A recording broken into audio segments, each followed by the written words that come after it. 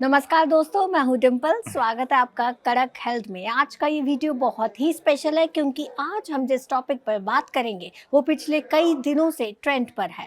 हम बात करेंगे कुत्तों से होने वाली बीमारियों पर और ख़ास तौर से रेबीज पर। लेकिन उससे पहले बताते चले कि वर्ल्ड हेल्थ ऑर्गेनाइजेशन के मुताबिक कुत्तों के काटने की वजह से या अगर वो खरोच दे तो उसकी वजह से इंसानों में 99% रेबीज के मामले आते हैं। और एक बार अगर वो आपके सेंट्रल नर्वस सिस्टम को इन्फेक्ट कर दे तो रेबीज 100% मामलों में घातक होता है, यानी उसका कोई इलाज नहीं है। इस सब पर बात करने के लिए हमारे साथ मौजूद है अपोलो हॉस्पिटल्स इंद्रप्रस्थ में senior infectious diseases specialist doctor Jatin Ahuja. Doctor Jatin, स्वागत है आपका। Thank you ma'am. सर, सबसे पहले आप हमारे दर्शकों को यही बताएं कि कुत्तों के काटने से कौन सी बीमारियां होती हैं।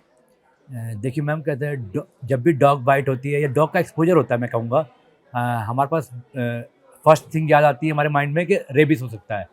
वो एक लिकिंग से भी हो सकता है अगर हमारा वुंड ओपन है, या फिर उसके अलावा आपका स्क्रैच बाइट होती है, स्क्रैच होता है, बाइट होती है पूरी प्रॉपर, तब भी हमारे को रेबीज का रिस्क रहता है। उसके अलावा डॉग टेपवॉर्म एक बीमारी होती है जिसके अंदर कहता है जो डॉग की जो पू होती है उससे भी हमारे को कहता है एक इन्फेक्शन होने का रिस्क रहता है, जिसको डॉग टेपवॉर्म इन्फेक्शन कहते हैं। इसके अलावा other parasitic infection like cryptosporidium या fungal infection of the skin, dermatophytes, ये कुछ ऐसी बीमारियां हैं कि जो कि हम देखते हैं जिनके घर में डॉग होते हैं, या फिर डॉग का एक्सपोजर कईयों का आउटसाइड भी स्ट्रीट में होता रहता है। अच्छा सर, सबसे ज़्यादा सवाल हमारे पास रेबीज़ के ही आया है, तो आप हमें ये बताएं कि रेबीज़ को इतना बड़ा खतरा क्यों माना जाता है। रेबीज को इसलिए इतना बड़ा खतरा माना जाता है बिकॉज इसका कोई ट्रीटमेंट नहीं है। मेडिकल साइंस में इसका कोई ऐसा ट्रीटमेंट अभी तक नहीं आया है जो कि कारगर हो। तो इसका जो प्रिवेंशन है वही इसका 100% ट्रीटमेंट कहा जाता है। अगर आपने रेबीज को प्रिवेंट कर लिया तो आपने इसको ट्रीट कर लिया, बचा लिया। तो रेबीज़ में एग्जैक्टली होता क्या है। रेबीज में आपका सेंट्रल नर्वस सिस्टम इफेक्ट होता है। जैसे ही रेबीज का वायरस, मान लो अगर आपके हाथ पे या पैर पे बाइट होती है, वहाँ से जो वायरस है ट्रैवल होते हुए ब्रेन में जाता है।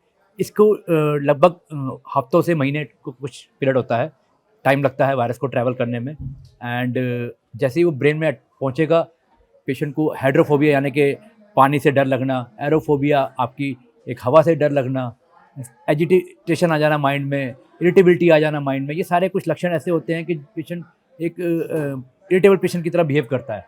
बॉडी में अलग तरीके से स्पाज्म आना, मसल स्पाज्म आना, सीजर आना, दौरे आना, ये कुछ डिनोट करते हैं कि आपके ब्रेन में कुछ ना कुछ गड़बड़ चल रही है। तो अगर पास्ट हिस्ट्री, रिसेंट हिस्ट्री है आपकी डॉग एक्सपोजर की, तो हम ये अंदाज़ा लगा लेते हैं कि कहीं ना कहीं ये रेबिस का डाउट आ रहा है।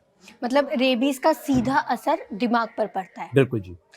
तो अगर कोई कुत्ता तो अगर कोई कुत्ता काट दे या खरोच दे तो सबसे पहली चीज़ क्या करे।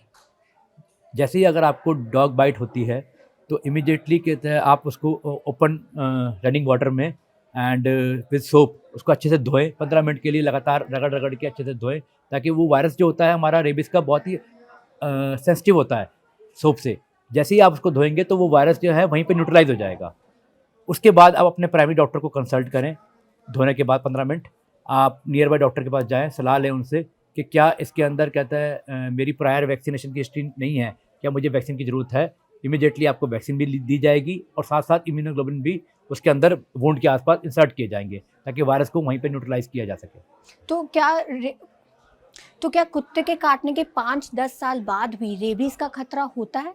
नहीं जी, देखो, आफ्टर 5 to 10 ईयर्स ये बहुत लंबा टाइम पीरियड हो गया। जैसे ही डॉग बाइट होती है कुछ वीक्स से मंथ्स के अंदर अंदर ही आपको सिम्टम्स आने चालू हो जाते हैं। तो इतना लंबा टाइम पीरियड लेता ही नहीं है रेबिस वायरस के 5-10 ईयर्स के बाद जाके आपको कोई सिम्टम आए। ये बहुत ही रेयर टू रेयर चीज़ हो गया।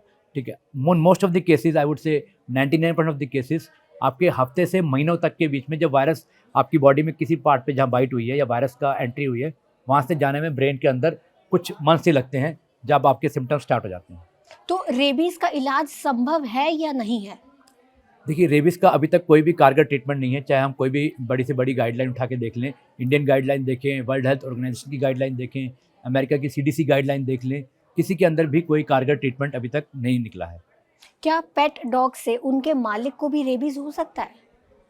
जी बिल्कुल हो सकता है, अगर पेट डॉग प्रॉपरली इम्यूनाइज नहीं है, टाइमली इम्यूनाइज नहीं है, ठीक है, और उसका जो मालिक है अगर उसने अपने आप को प्री एक्सपोजर वैक्सीनेशन नहीं कर रखी है या फिर, तो ऐसे केसेस में कैटेगरी कौन सी है बाइट की, ठीक है, इस सब चीज़ों पे डिपेंड करता है कि रेबिस का कितना एक्सपोजर हुआ है और क्या आपका चांसेस हैं होने के।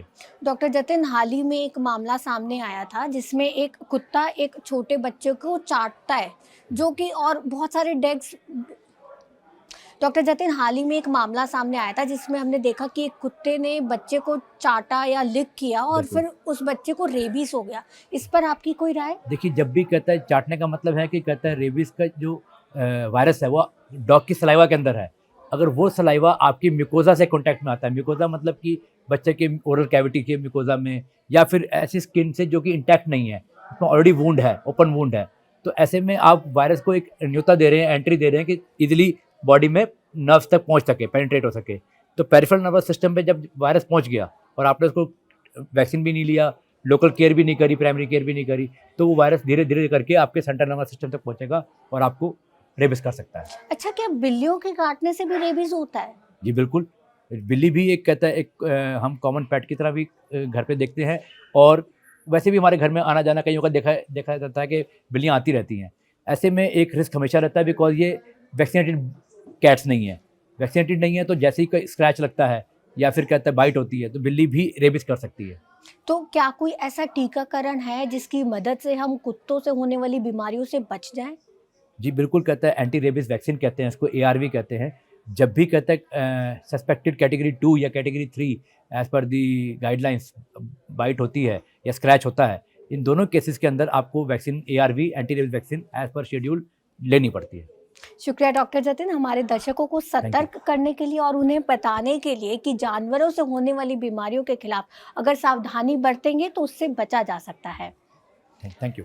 फिलहाल के लिए इतना ही, हम फिर लौटेंगे कड़क हेल्थ के नए वीडियो के साथ। तब तक के लिए रखें अपना ध्यान और इस वीडियो को करें लाइक, शेयर और कमेंट।